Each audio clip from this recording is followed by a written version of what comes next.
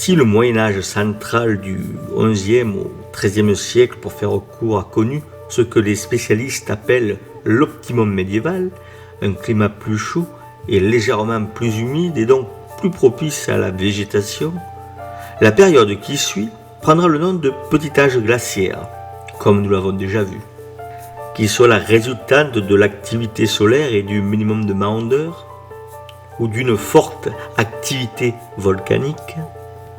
Le petit âge glaciaire eut un impact social important. Pour s'en convaincre, il suffit d'ouvrir les compois de Sagnac, par exemple, où les consuls ont fait dresser à 3 reprises des compois au XVIe siècle. Et on observe bien une chute de la part des olivettes dans le finage.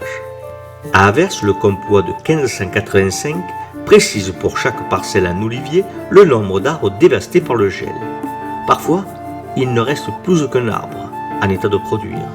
Pour repeupler l'olivet, on fendra les oliviers survivants en 2, voire en 4, avec les racines, pour les replanter en lieu et place des arbres morts qui fourniront un bois de chauffage, néanmoins bienvenu. Au cours de ce mini-âge glaciaire, il y a l'hiver 1709, terrible hiver, qui selon les lieux fera dramatiquement augmenter la mortalité, non plus chez les oliviers seulement, mais parmi les hommes.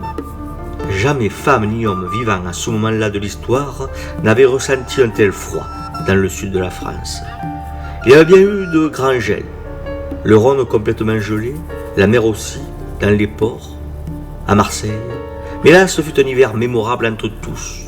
Le froid tue jusque dans les maisons, saisissant pour l'au-delà des enfants par milliers dans leurs lits.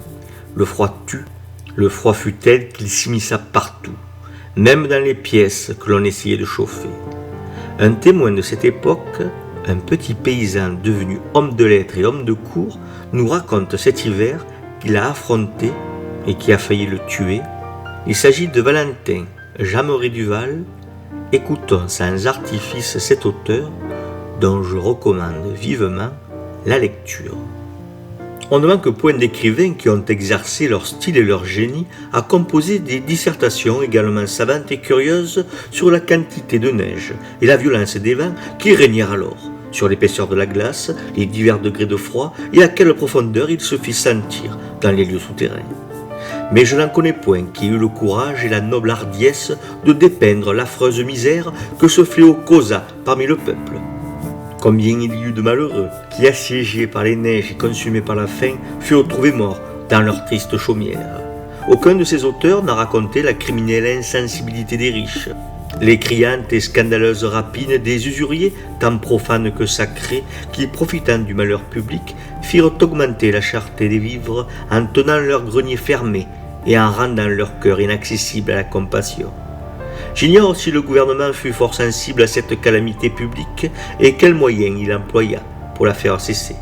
Ce que je sais, c'est que les milices, les tailles, les gabelles et les impôts furent toujours exigés avec la même rigueur.